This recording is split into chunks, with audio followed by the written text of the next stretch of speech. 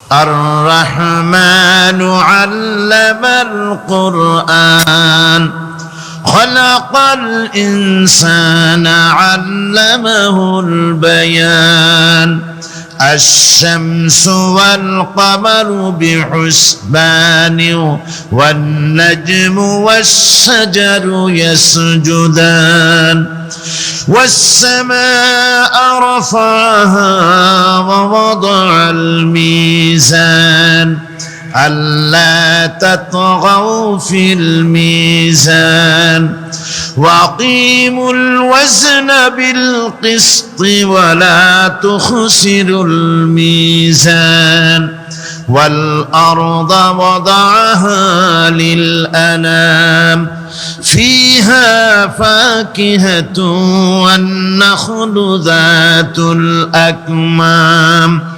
والحب ذو العصف والريحان فبأي آلاء ربكما تكذبان صدق الله العظيم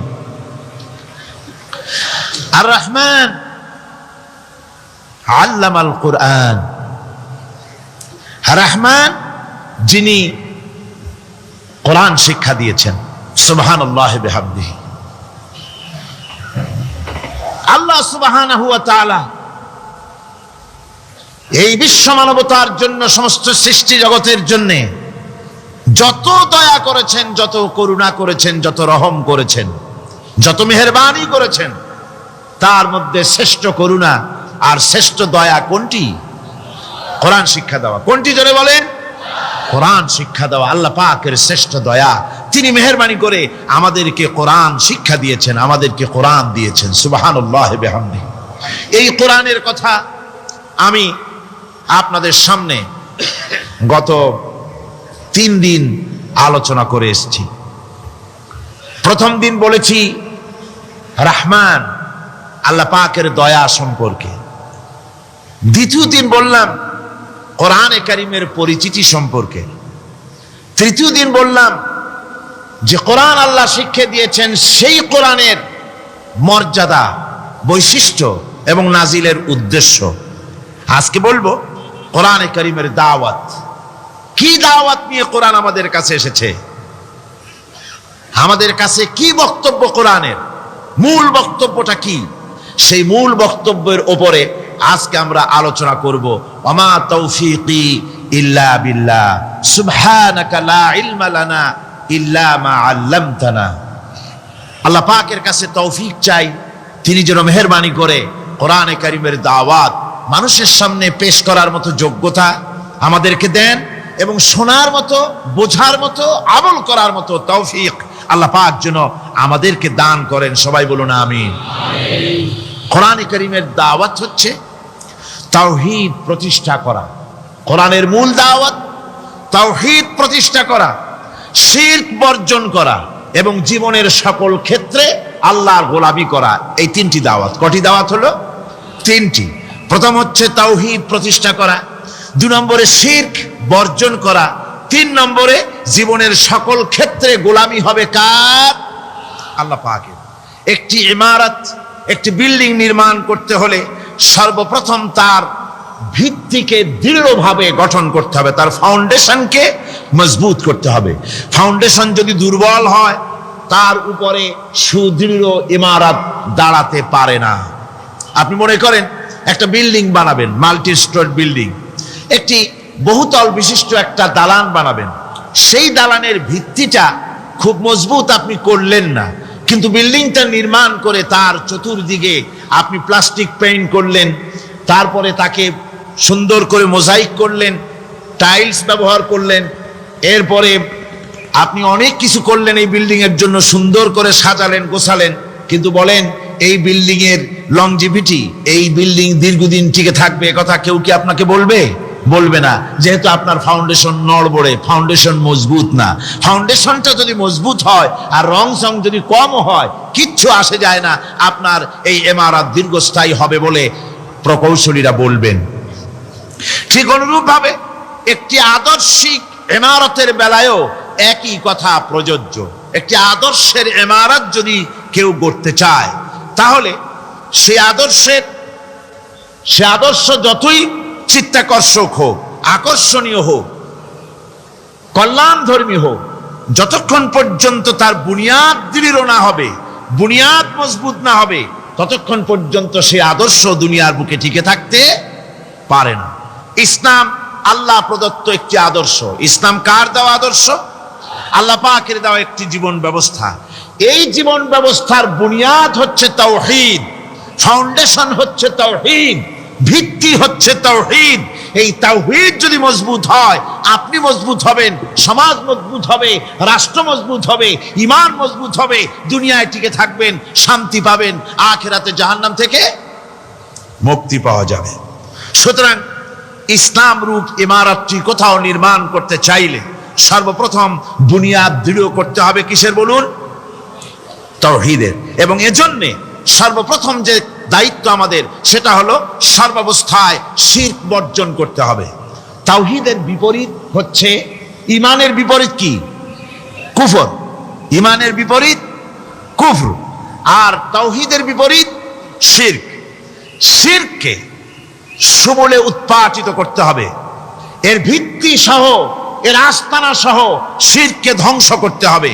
জীবনের প্রতিটি স্তর থেকে শিরক মুক্ত জীবন যাপন করতে হবে।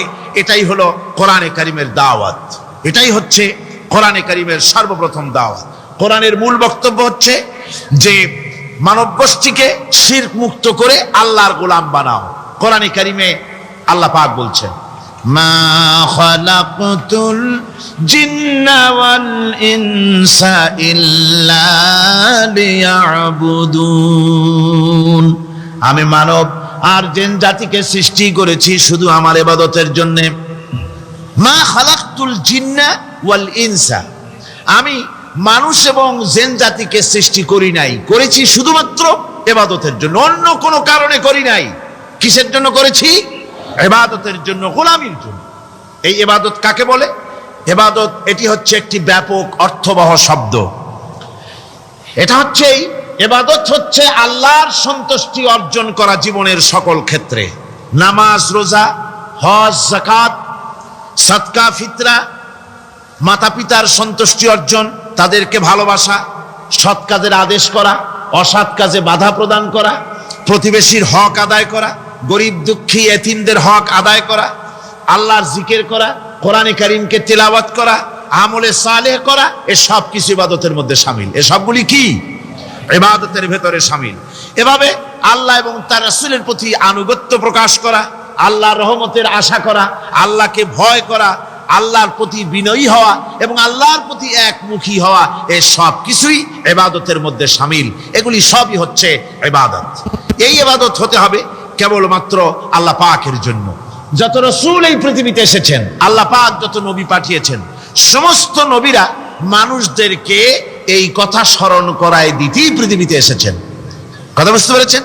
আম্বিয়া আলাইহিমুস সালাম দুনিয়ায় এসেছেন আল্লাহ পাকের বান্দাদেরকে এই কথাগুলি স্মরণ করিয়ে দিতে। দেখুন কোরআনে পাক বলছে, লাকাদ আরসালনা নূহান ইলা কওমিহি ফাকালা ইয়া কওমি ইবুদুল্লাহা মা লাকুম মিন ইলাহিন গায়রু। আল্লাহ পাক বলেন, আমি নূহকে তার কওমের জন্য অবতীর্ণ করেছি। নূহ আলাইহিস সালাম তার কওমকে ডেকে বলেছেন, হে আমার জাতি, হে আমার সম্প্রদায়, এক আল্লাহ ছাড়া তোমাদের কোনো ইলাহ নাই, তোমাদের কোনো মাবুদ নাই, উপাস্য নাই, এক আল্লাহর গোলামি করো, তার দাসত্ব করো। নূহ আলাইহিস সালাম এই দাওয়াত পেশ করেছেন। হুদ আলাইহিস সালাম সম্পর্কে কোরআন বলছে, ওয়া ইলা আদিন আখাহুম হুদা قال يا قوم اعبدوا الله ما لكم من إله غيره। আমি আদ সম্প্রদায়ের কাছে তাদের ভাই হুদকে পাঠালাম এবং তিনি এসে তার সমাজের কাছে বললেন, ইয়া কওমে, হে আমার জাতি, হে আমার সম্প্রদায়, উবুদুল্লাহ, এক আল্লাহর গোলামি করো, তিনি ছাড়া তোমাদের কোনো ইলাহ নাই, কোনো আইনদাতা নাই, বিধানদাতা নাই, শাসনকর্তা নাই। সালেহ আলাইহিস সালাম সম্পর্কে আল্লাহ পাক বলেন, وإلى ثمود أخاهم صالحا قال يا قوم اعبدوا الله ما لكم من إله غيره সালেহ আলাইহিস সালামকে তার জাতির কাছে, সামুদ জাতির কাছে তাদের ভাই সালেহকে পাঠালাম।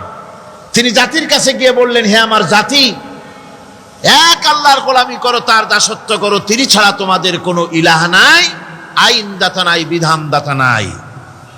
এভাবে শুআয়ব আলাইহিস সালামকে পাঠানো হলো মাদিয়ানবাসীদের জন্য, এবং বলা হলো, তিনি এসে বললেন, হে আমার জাতি, এক আল্লাহ ছাড়া তোমাদের কোনো ইলাহ নাই। তো এই কথার দ্বারা আমরা কি বুঝলাম? সমস্ত নবীরাই আল্লাহর গোলামির দাওয়াত দিয়েছেন। কোন নবী বলেন নাই, ও আমার জাতি, তোমরা আমার গোলামি করো। কেউ বলেছেন? জোরে বলেন, কেউ বলেছেন? বলেননি।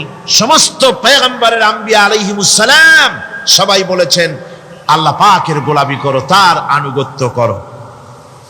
আল্লাহ রাব্বুল আলামিন বলেন, প্রত্যেক জাতির নিকট আমি রাসূল প্রেরণ করেছি, কোন জাতি বাদ পড়ে নাই। ওয়ালাকাদ বা'আসনা ফি কুল্লি উম্মাতির রাসূলা আন ইবুদুল্লাহা ওয়াজতানিবুত তাগুত। আমি প্রত্যেক জাতির জন্য রাসূল প্রেরণ করেছি। সবাই এসে রাসূল পয়গম্বরের দাওয়াত দিয়েছেন, আন ইবুদুল্লাহ, এক আল্লাহর গোলামি করো, এক আল্লাহর দাসত্ব করো, ওয়াজতানিবুত তাগুত, আর তাগুতকে বর্জন করো। তাগুতের অর্থ মনে আছে আপনাদের? তাগুত যাদের মনে নেই আবার শোনাই। তাগুত বলা হয় সেই শক্তিকে, যে শক্তি শুধু নিজেই আল্লাহর আইন অমান্য করে না, অন্যদেরকেও আল্লাহর আইন অমান্য করতে বাধ্য করে, সেই শক্তিকে বলা হয় তাগুত। আল্লাহ পাকের সমস্ত নবীরা বলেছেন এক আল্লাহর গোলামি করো, তাগুতকে বর্জন করো। কোরআনে কারীম বলছে, ফামান ইয়াকফুর বিত্তাগুতি ওয়া ইউমিন বিল্লাহি ফাকাদ ইসতামসাকা বিল উরওয়াতিল উসকা লা ইনফিসামা লাহা ওয়াল্লাহু সামিউন আলিম। ফামান ইয়াকফুর বিত্তাগুত, যারা তাগুতকে অস্বীকার করেছে, ওয়া ইউমিন বিল্লাহ, এবং এক আল্লাহর উপরে বিশ্বাস স্থাপন করেছে, ফাকাদ ইসতামসাকা বিল উরওয়াতিল উসকা, তারা এমন এক মহান, এমন এক দৃঢ় অবলম্বন গ্রহণ করেছে, যা তাকেই কোনো কিছুই তাকে ধ্বংস করতে পারবে না, বিচ্ছিন্ন করে দিতে পারবে না, ক্ষতিগ্রস্ত করতে পারবে না, বিপর্যস্ত করে দিতে পারবে না, এমন এক অবলম্বন সে গ্রহণ করেছে। তাগুতকে বর্জন করতে হবে এবং আল্লাহর উপর ঈমান আনহু। তোমার রবের পক্ষ থেকে কথা চূড়ান্ত হয়েছে, এ ফয়সালা হয়ে গিয়েছে, সিদ্ধান্ত হয়ে গিয়েছে যে একমাত্র ইবাদত করতে হবে আল্লাহ পাকের। ইবাদত করতে হবে কার? আল্লাহ পাকের। এই ইবাদতের অর্থটা কি? এই ইবাদতের মানে কি?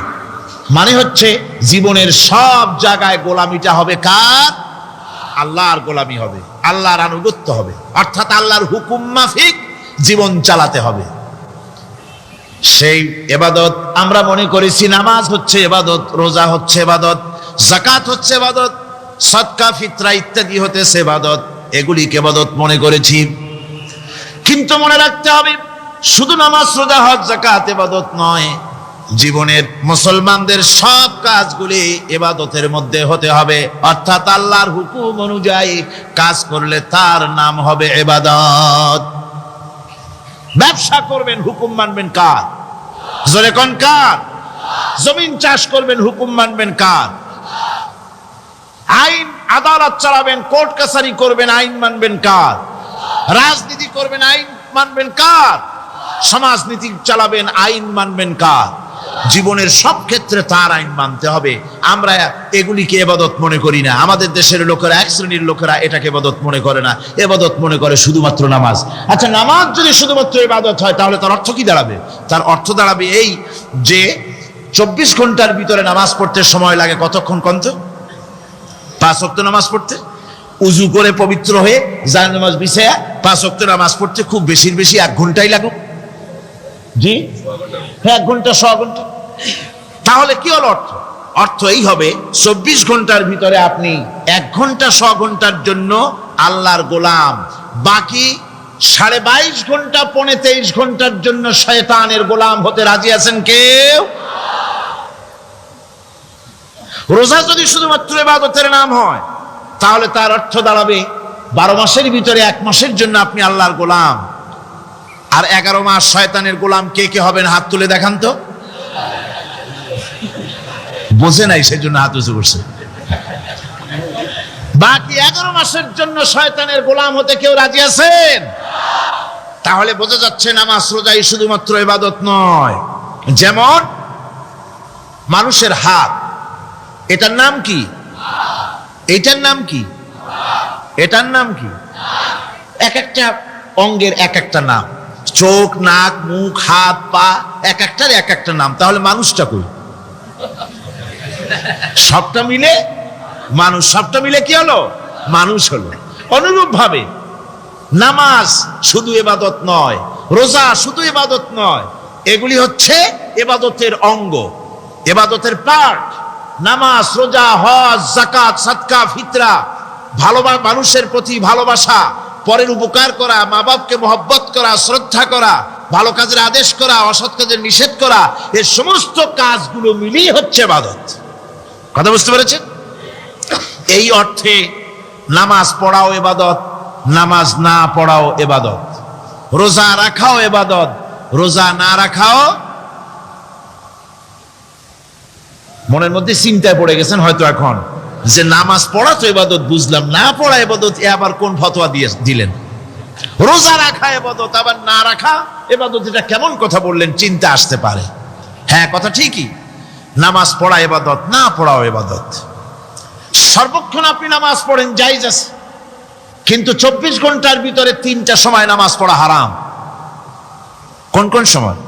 ঠিক সূর্য উদয় হওয়ার সময়, ঠিক সূর্য মাথার উপরে থাকার সময়, আর ঠিক অস্তগামী হওয়ার সময়। এই 3 সময় নামাজ পড়া সম্পূর্ণ নিষিদ্ধ। এই 3 সময় নামাজ না পড়াটাই ইবাদত। আল্লাহর হুকুম মানতেছেন, নিষেধ করা হয়েছে নামাজ পড়ো না, পড়বেন না। আবার রোজা রাখা, সারা বছর রোজা রাখেন, সওয়াব হবে, কিন্তু বছরের 2 ঈদের 5 দিন রোজা রাখাকে হারাম করা হয়েছে। এই সময় রোজা না রাখাটাই। তাহলে কি বোঝা গেল? বোঝা গেল এই জীবনের সমস্ত কাজগুলি আল্লাহর হুকুম মাফিক হওয়ার নামই। আপনি ব্যবসা করতে যাবেন, ওজনে যদি কম না দেন, খাদ্যে যদি ভেজাল না দেন, আর আপনি যদি সততাপূর্ণ ব্যবসা করেন, যতক্ষণ ব্যবসার ওই দোকানে বসা থাকবেন, ফ্যাক্টরিতে বসা থাকবেন, ততক্ষণ পর্যন্ত আপনার ইবাদত হবে। আপনি চাকরি করবেন, আপনি যে কোনো কাজ করেন না কেন, আল্লাহর হুকুম মাফিক যদি হয় ইবাদত হয়ে যাবে। এই জন্য আল্লাহ রাব্বুল আলামিন ইবাদত করার জন্যই মানুষকে তৈরি করেছেন। মানুষের কাজ হলো আল্লাহর গোলামি করা, আল্লাহর হুকুম পালন করা। এই হুকুম পালন করতে গিয়ে আল্লাহ পাক হুকুম পালনের জন্য বলছেন, ওয়াবুদুল্লাহা ওয়া লা তুশরিকু বিহি শাইআ। ওয়াবুদুল্লাহ, আল্লাহর ইবাদত করো, আল্লাহর গোলামি করো, আর তার সাথে কোনো শরীক স্থাপন করো না। পৃথিবীর মধ্যে আমরা তো সুখ শান্তি চাই, দুনিয়ায় 2 মুঠো খেতে চাই। 2 মুঠো যদি খেতে চাই, পড়তে চাই, পৃথিবীর মধ্যে যদি শান্তিতে থাকতে চাই, তাহলে ইবাদত করা লাগবে। ইবাদত করলেই খাবার পাওয়া যাবে। ইবাদত করলে কি পাওয়া যাবে? খাবার পাওয়া যাবে। আল্লাহ রাব্বুল আলামিন কোরআনে কারীমের মধ্যে বলেছেন, ফালইয়াবুদু রাব্ব হাযাল বাইত আল্লাযী আত'আমাহুম মিন জু'ইন ওয়া আমানাহুম মিন খাউফ। কুরাইশদেরকে বলছেন, ও কুরাইশরা, এই ঘরের মালিকের ইবাদত করো। কোন ঘর? কাবা ঘর। এই কাবা ঘরের মালিক কে? আল্লাহ। এই ঘরের মালিকের ইবাদত করো। কি হবে তাহলে? এই ঘরের মালিকের ইবাদত যদি করো, দাসত্ব যদি করো, আনুগত্য যদি করো, তার গোলামি যদি করো, তাহলে কি হবে? আল্লাযী আত'আমাহুম মিন জু', তিনি তোমাদের ক্ষুধার সময় খেতে দিবেন। সুবহানাল্লাহ কর। ক্ষুধার সময় খাবার পাবে। ওয়া আমানাহুম মিন খাউফ।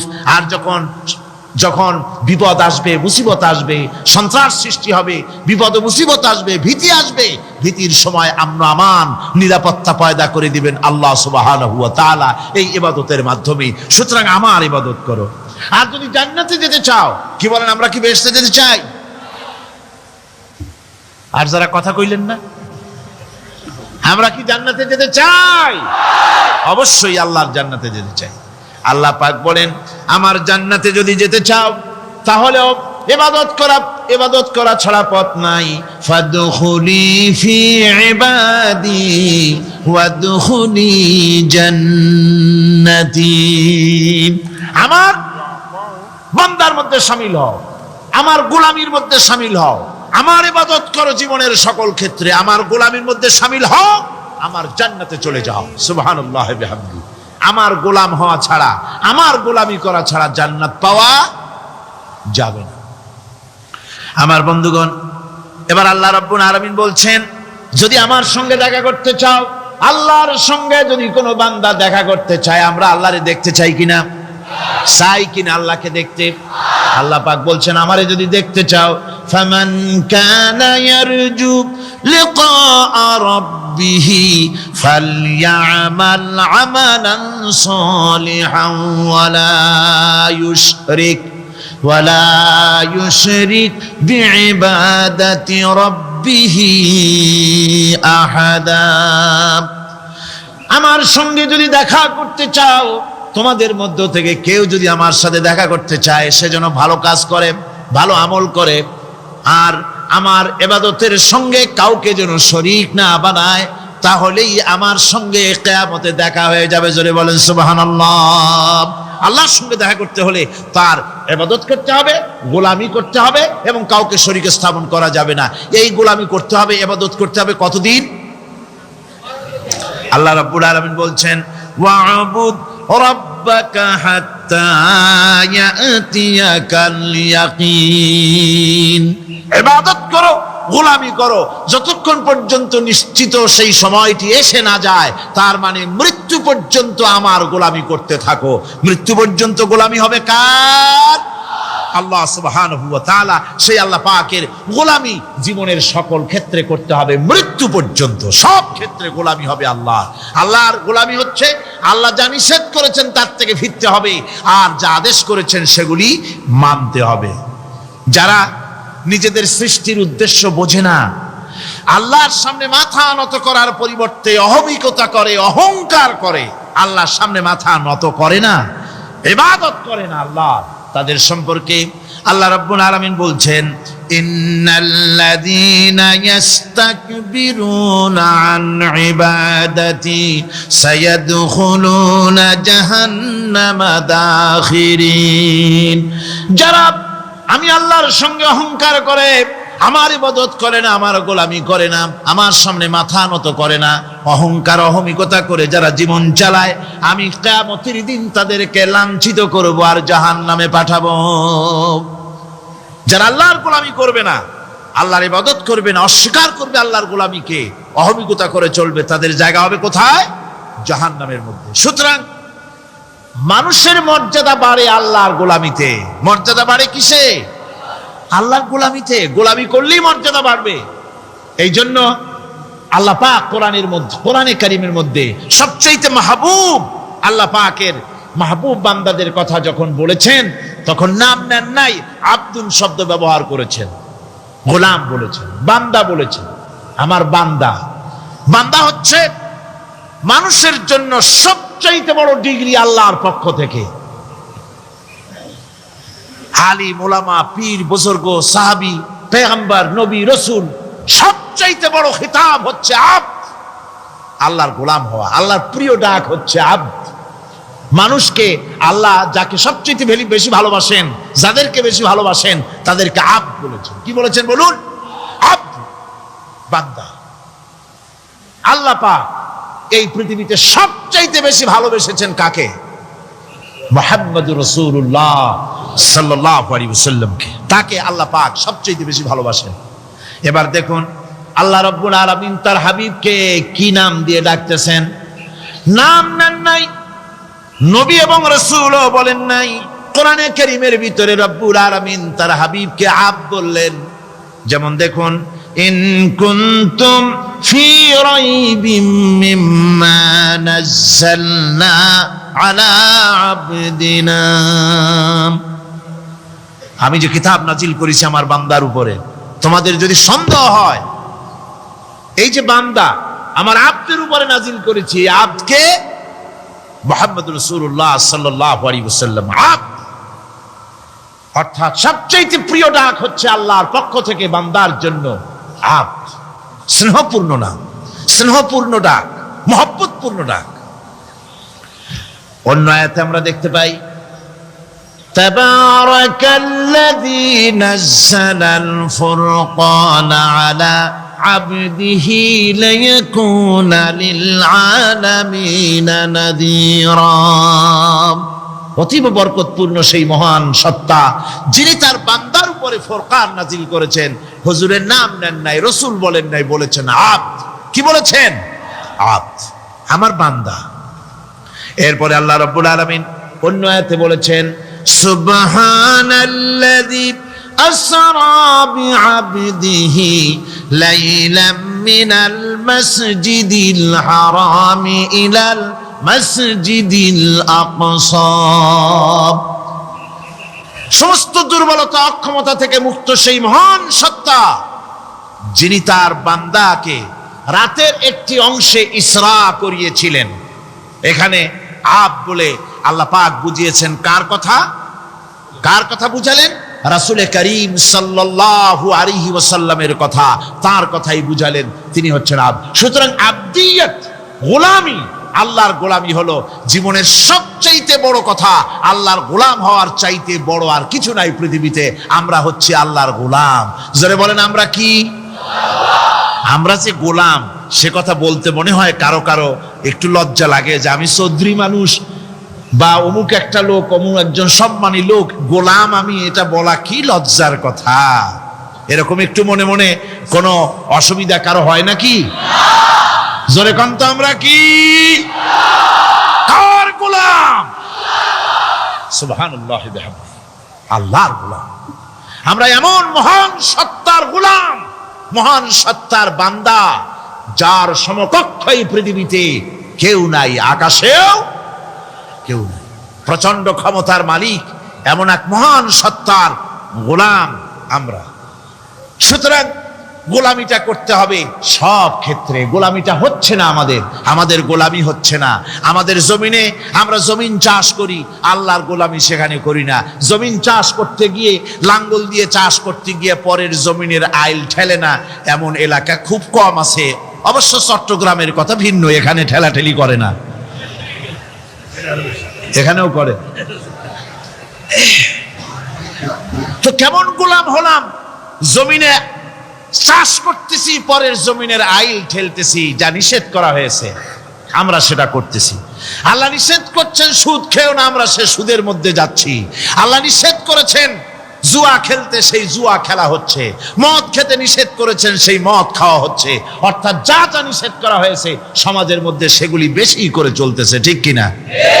তাহলে কি বান্দা হতে পারলাম? বান্দা হতে পারি নাই, গোলাম হতে পারি নাই। গোলাম হতে হবে আল্লাহ পাকের। কি হতে হবে জোরে কোন? গোলাম হতে হবে জীবনের সকল ক্ষেত্রে। আল্লাহর হক বান্দার উপরে কি, আর বান্দার উপরে আল্লাহর হক কি, এ ব্যাপারে একটি হাদিস এসেছে। ওয়ান মুআজ বিন জাবাল রাদিয়াল্লাহু তাআলা আনহু قال كنت رديف النبي صلى الله عليه وسلم على حمار فقال لي يا معاذ أتدري ما حق الله على العباد وما حق العباد على الله। হযরত মুআজ বলছেন, আমি রাসূল করিম সাল্লাল্লাহু আলাইহি ওয়াসাল্লামের গাধার পৃষ্ঠে হুজুরের পেছনে বসা ছিলাম। হুজুর আমাকে জিজ্ঞেস করলেন, মুআজ তুমি কি জানো বান্দার উপরে আল্লাহর হক কি আর আল্লাহর উপরে বান্দার হক কি? কুলতু আল্লাহু ওয়া রাসূলুহু আ'লাম, বললাম আল্লাহ এবং তার রাসূল খুব ভালো জানেন। আমি কি করে জানবো? আল্লাহ এবং তার রাসূল খুব ভালো জানেন। ক্বালা হাক্কুল্লাহি আলাল ইবাদি আন ইয়াবুদুহু ওয়া লা ইউশরিকু বিহি শাইআ। বান্দার হক হচ্ছে আল্লাহর উপরে এই যে বান্দা গোলামি করবে আল্লাহ, ইবাদত করবে আল্লাহ, আর আল্লাহর সাথে কাউকে শরীক স্থাপন করবে না। এটা হচ্ছে আল্লাহর উপরে কার হক? বান্দার হক। আর আল্লাহর হক হচ্ছে বান্দার উপর কি? ওয়া হাক্কুল ইবাদি আলাল্লাহ আল্লা ইউআযযিবা মান লা ইউশরিকু বিহি শাইআ। বান্দার উপরে আল্লাহর হক হচ্ছে যে বান্দা আল্লাহর গোলামি করবে আর শরীক স্থাপন করবে না আল্লাহর সাথে, আল্লাহ তাকে শাস্তি দিবেন না। সুবহানাল্লাহ ওয়া বিহামদিহি। আল্লাহ তাকে আযাব দিবেন না, আল্লাহ তাকে শাস্তি দিবেন না। সুতরাং তাওহীদের আকীদা মজবুত হতে হবে। আখিরাতের কামিয়াবি এর উপরে নির্ভরশীল। আমরা যদি আখিরাতে কামিয়াবি চাই, কি বলেন, আখিরাতে কি আমরা জীবনের সফলতা চাই? জোরে বলেন, সফলতা চাই। আখিরাতের কামিয়াবি যদি চাই, জাহান্নাম থেকে যদি বাঁচতে চাই, বেহেশতে যদি যেতে চাই, তাহলে আকীদাকে মজবুত করতে হবে, আল্লাহর সাথে কাউকে করতে হবে। কোরআন শিখাচ্ছে। কে শিখাচ্ছে? কোরআন। তার মানে কে? আল্লাহ। কে শিখাচ্ছেন? আল্লাহ সুবহানাহু ওয়া তাআলা শিখাচ্ছেন। বান্দা শোনো ভালো করে। ওয়াইয়ামসাসকাল্লাহু বিদুররিন ফালা কাশিফা লাহু ইল্লা হুয়া। আল্লাহ যদি তোমার কোনো ক্ষতি সাধন করতে চান, তাহলে সেই ক্ষতি থেকে তোমাকে কেউ রক্ষা করতে পারবে না। এটা হবে ঈমান। এটা কি? এই ঈমান যদি মনের মধ্যে আসে, আপনি বিরাট শক্তিশালী বিপ্লবী শক্তিতে পরিণত হয়ে যাবেন। আপনার যদি ঈমান থাকে যে দুনিয়ার কোন গুলির উপরে, কোন বুলেটের উপরে যদি আমার নাম লেখা থাকে, সারা পৃথিবী ওই গুলিবিদ্ধ হওয়া থেকে আমাকে বাঁচাইতে পারবে না। আর কোন গুলির উপরে, কোন বুলেটের উপরে যদি আমার নাম লেখা না থাকে, তাহলে গোটা বিশ্ব একযোগে প্রচেষ্টা করেও আমাকে গুলিবিদ্ধ করতে, এটার নাম কি? ঈমান। তাই আল্লাহ বলছেন যে আমি যদি কারো ক্ষতি করি, তাহলে এই ক্ষতি থেকে তাহলে তাকে কেউ বাঁচাইতে। ওয়াইয়ামসাসকা বিখাইরিন ফাহুয়া আলা কুল্লি শাইইন কাদির। আর আল্লাহ রাব্বুল আলামিন যদি কারো কল্যাণ করতে চান, তাহলে তার কল্যাণকে কেউ ফিরায় দিতে পারে না, কল্যাণ থেকে কেউ তাকে কল্যাণ থেকে মাহরুম করে দিতে পারে না। তার মানে হলো, আল্লাহ যদি কাউকে চুল ধরে, মাথা ধরে, কল্লা ধরে উপরের দিকে টানে, আর দুনিয়া যদি তার পাও ধরে নিচের দিকে টানে, তাহলে দুনিয়া পারবে? পারবে? আল্লাহ কল্যাণ করতে চাইলে কেউ ঠেকাইতে পারবে না, আর আল্লাহ অকল্যাণ করতে চাইলেও তার থেকেও কেউ বাঁচতে। ওয়া হুয়াল কাহিরু ফাওকা ইবাদিহি ওয়া হুয়াল হাকীমুল খাবীর। তিনি তার বান্দাদের উপরে একচ্ছত্র আধিপত্য রাখেন, একচ্ছত্র ক্ষমতার অধিকারী তার বান্দার উপরে, সমস্ত জিনিসের উপরে তিনি ক্ষমতা রাখেন। তিনি মহান বিজ্ঞানময়। এই তাওহীদ খুঁজে নিতে হবে। তাওহীদ অর্থাৎ আল্লাহ পাককে সমস্ত ক্ষমতার মালিক মনে করতে হবে। দেখুন, আমাদের জাতির পিতা কে? আমাদের জাতির পিতা মনে আছে তো? ভুল টুল করেন না তো? ভুল টুল করবেন না। আমাদের জাতি আত্মভোলা, মাঝে মধ্যে ভুল টুল করে বসে, আন্দাজে ভান্দাজে একটা বানায় বসে। আসলে জাতির পিতা মুসলমানদের কে? ইব্রাহিম আলাইহিস সালাম তাওহীদকে খুঁজছেন। এই কোরআন শরীফ আল্লাহ পাক বলছেন তাওহীদ তালাশ করতেছেন। কে স্রষ্টা? সর্বোচ্চ ক্ষমতার মালিক কে? হযরত ইব্রাহিম আলাইহিস সালাম তার এই তাওহীদ খোঁজার, তাওহীদ অন্বেষণ কাহিনীটাকে রব্বুল আলামিন কোরআনে কারীমের ভিতরে জায়গা দিয়ে দিলেন দুনিয়ার মানুষকে বোঝাবার জন্য, শোনাবার জন্য। ফালাম্মা জান্না আলাইহিল লাইলু রাআ কাওকাবান ক্বালা হাযা রাব্বী। তিনি রব সন্ধান করছেন, কে আমার স্রষ্টা? সর্বোচ্চ ক্ষমতার মালিককে, আইনদাতাকে, বিধানদাতাকে, স্রষ্টাকে, কে তিনি? তাকে খুঁজছেন। মনের ভিতরে চিন্তা, মস্তিষ্কে চিন্তা।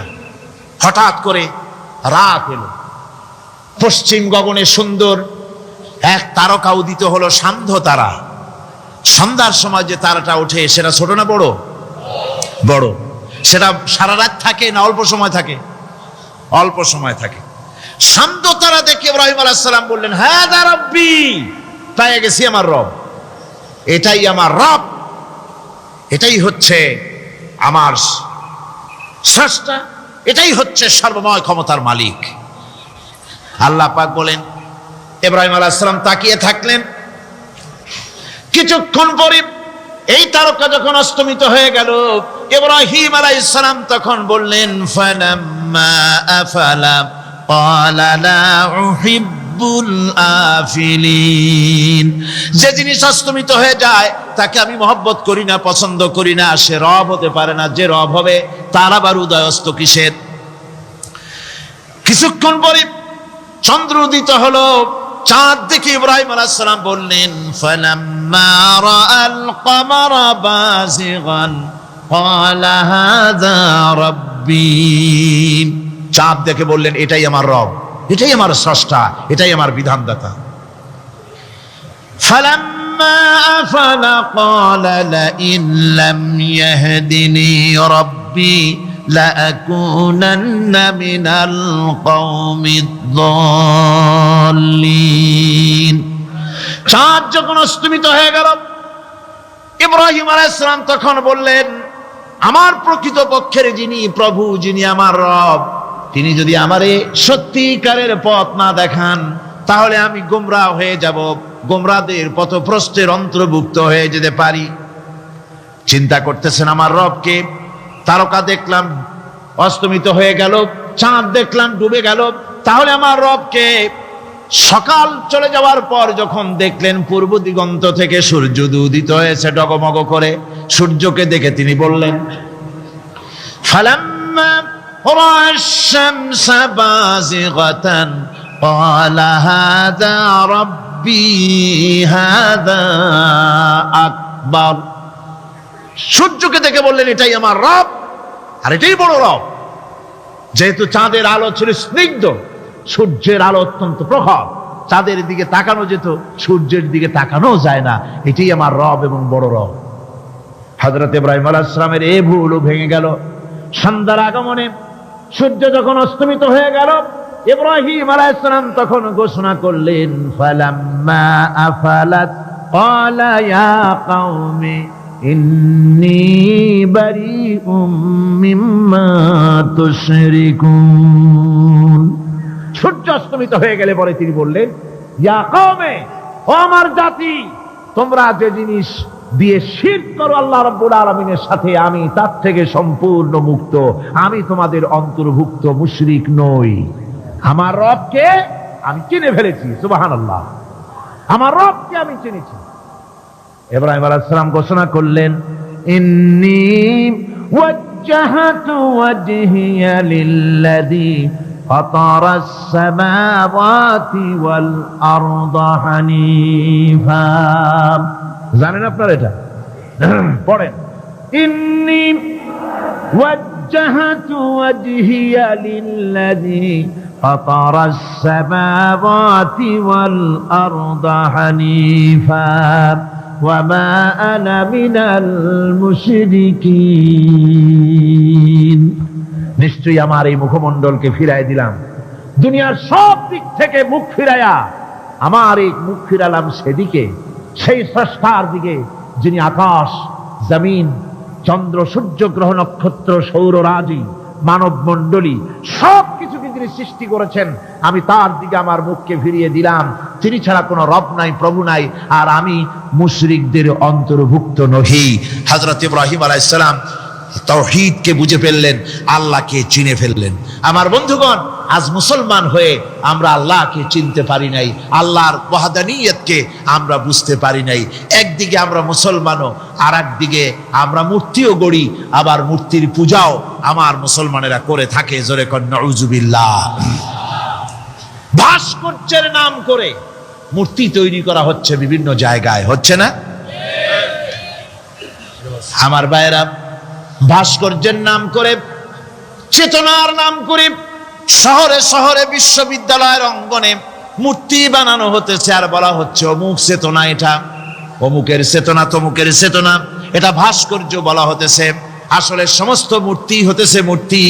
এই মূর্তিগুলি বিনাশ করার জন্যই আল্লাহ নবী এসেছিলেন। হুজুরকে প্রশ্ন করা হয়েছে, লিমা বইস্তা, কেন প্রেরিত হয়েছেন, দুনিয়ায় কেন এসেছেন? নবী বলেছেন, বইস্তু লিকাসরিল আসনা। কোরআনের জন্য যখন বসে যায়, আল্লাহর রহমতের ফেরেশতারা মাহফিলের চতুর্দিকে তারা ঘিরে দাঁড়িয়ে যায় আকাশ পর্যন্ত। এই মাহফিল ঘেরাও হয়ে আছে ফেরেশতা দিয়া। কি দিয়া? কার কথা? আল্লাহ রাসূলের। ফেরেশতা দিয়ে গোটা মাহফিল ঘেরাও হয়ে আছে, আকাশ পর্যন্ত তারা দাঁড়িয়ে আছে। ফেরেশতারা বলতে থাকে, রব্বুল আলামিন, তোমার বান্দারা যতক্ষণ রাস্তায় ছিল ততক্ষণ নেকি লিখেছি, এখন মাহফিলে বসে গেছে, এখন কি করি? আল্লাহ পাক বলেন, আমার ফেরেশতারা, আমার বান্দারা যতক্ষণ মাহফিলে বসে থাকবে, ওদের প্রত্যেক শ্বাস এবং প্রশ্বাসের বিনিময়ে 10-10 করে নেকি লিখতে থাকো। প্রত্যেকটি শ্বাস প্রশ্বাসের বিনিময়ে নেকি লেখা হচ্ছে। সুবহানাল্লাহ। আপনারা পাড়ায় জান্নাতে বসে আছেন। মাজালিসুল ইলম হিয়া রাউদাতুম মিন রিয়াদিল জান্নাহ, এটা জান্নাতের টুকরায় আপনারা বসে আছেন। জোরে কোন সুবহানাল্লাহ। কারো বাপের কথা বলা হচ্ছে না, কার্ল মার্কসের কথা নয়, লেনিনের কথা নয়, পৃথিবীর কোন মানুষের কথা নয়, কথা হচ্ছে আমার আল্লাহর কথা। কার কথা? আর হচ্ছে তার হাবিব বিশ্ব নবী জনাব মুহাম্মদ রাসূলুল্লাহ সাল্লাল্লাহু আলাইহি ওয়াসাল্লামের কথা। আমার ভাইয়েরা, সুতরাং তাওহীদ, তাওহীদ, তাওহীদকে বুঝতে হবে, বিশ্বাস করতে হবে, তাওহীদের উপরে জীবন গড়তে হবে। তাওহীদ হচ্ছে বিশ্ব মানবতার জন্য ঐক্যের প্রতীক। তাওহীদই পারে বিশ্ব মানবতাকে ঐক্যবদ্ধ করতে, আর কোনো জিনিসই পারে না। আমার ভাইরা, কোরআনে কারীম বলছে, কুল ইয়া আহলাল কিতাবি তাআলাউ ইলা কালিমাতিন সাওয়াইন বাইনানা ওয়া বাইনাকুম আল্লা না'বুদা ইল্লাল্লাহ। ঐক্যের কথা, বিশ্বব্যাপী মানব মণ্ডলীর ঐক্যের কথা, ইউনিটির কথা, স্বাধীনতার গ্যারান্টির কথা, মানবতার কথা, মানুষকে বেঁচে থাকার কথা। হে নবী বলুন, হে আহলে কিতাবেরা, এসো, তোমরা আর আমরা এমন একটা কথায় ঐক্যবদ্ধ হই যা তোমাদের জন্য আর আমাদের জন্য সমভাবে প্রযোজ্য। কথাটা কি? কথাটা হচ্ছে আল্লাহ না'বুদা ইল্লাল্লাহ, আল্লাহ ছাড়া কারো গোলামি করব না, আল্লাহ ছাড়া কারো গোলামি করব না। এটা মানে গোটা বিশ্ব মানবতার ঐক্যের বাণী, বিশ্ব মানবতার ঐক্যের কথা। আল্লাহ না'বুদা ইল্লাল্লাহ, আল্লাহ ছাড়া কারো গোলামি করব না। এ কথা মানতে কারো অসুবিধা আছে? তিনি স্রষ্টা সুবহানাহু ওয়া তাআলা। তিনি বলছেন, পৃথিবীর মানুষেরা তোমাদের সৃষ্টি করেছি আমি, সুতরাং ঘোষণা করো আল্লাহ ছাড়া কারো গোলামি করব না, সকলের জন্য। কি সুন্দর কথা, সাওয়াইন বাইনানা ওয়া বাইনাকুম, তোমাদের জন্য আর আমাদের জন্য সমান। তোমরাও আল্লাহরে মানো, আমরাও আল্লাহরে মানি, সুতরাং আল্লাহর গোলামি করতে অসুবিধা কোথায়? ওয়ালা নুশরিকা বিহি শাইআ, আর আল্লাহর সাথে কারো শরীক স্থাপন করো না। ওয়ালা ইয়াত্তাখিযা বা'দুনা বা'দান আরবাবাম মিন দুনিল্লাহ, আর আল্লাহ ছাড়া কাউকে রব বলে মেনে নেব না, সুপার পাওয়ার বলে মেনে নেব না, আইনদাতা বিধানদাতা হিসেবে মেনে নেব না।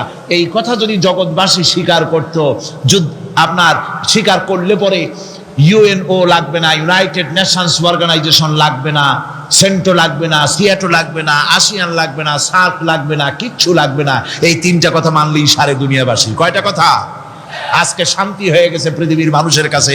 সোনার হরিণ, সোনার হরিণ আছে নাকি? নাই। সোনার হরিণ যেমন ঘোড়ার ডিম, ঘোড়ার ডিম বোঝেন তো, নামে আছে কাজে নাই। সোনার হরিণ ওই রকম। শান্তি আজকে পৃথিবীর মানুষের কাছে সোনার হরিণ। শান্তির জন্য কত চেষ্টা করলো পৃথিবীর মানুষ, লিগ অব নেশনস তৈরি হলো, ইউনাইটেড নেশনস অর্গানাইজেশন তৈরি হলো, সেন্টোসিয়াটো আসিয়ান সার্ক, কত কিছু হলো। 7টা দেশ মিলে সার্ক তৈরি করলো। শান্তির জ্বালায় আমরা অস্থির নাকি আমার বন্ধুগণ? সুতরাং আজকে 3টে কথায় পৃথিবীর শান্তি ফিরে আসতে পারে। কয়টা কথা?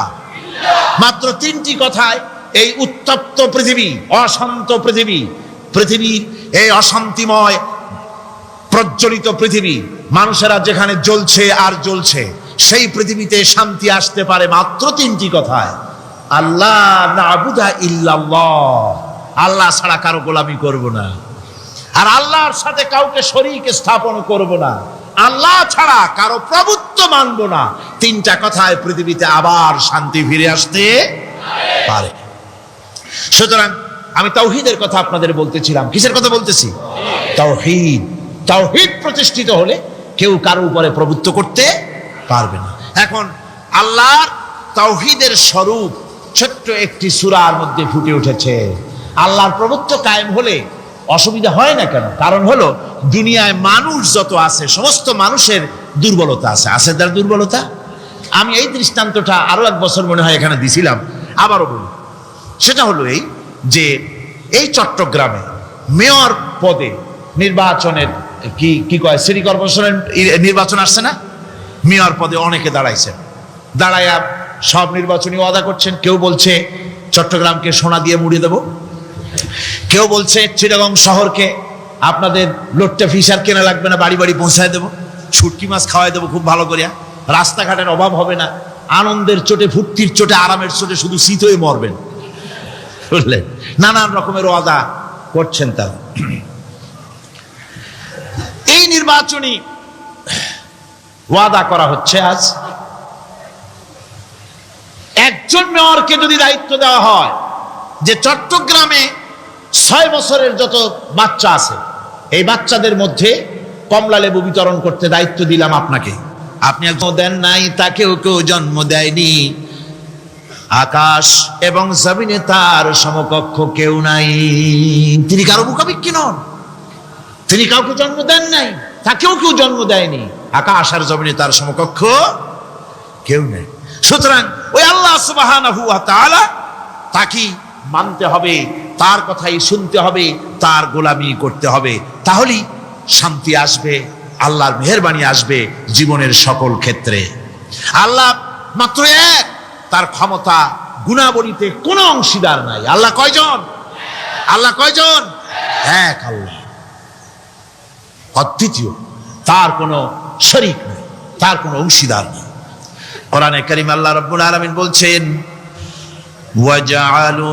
وَجَعَلُوا لِلَّهِ شُرَكَاءَ الْجِنَّ وَخَلَقَهُمْ وَخَرَقُوا لَهُ بَنِينَ وَبَنَاتٍ بِغَيْرِ عِلْمٍ।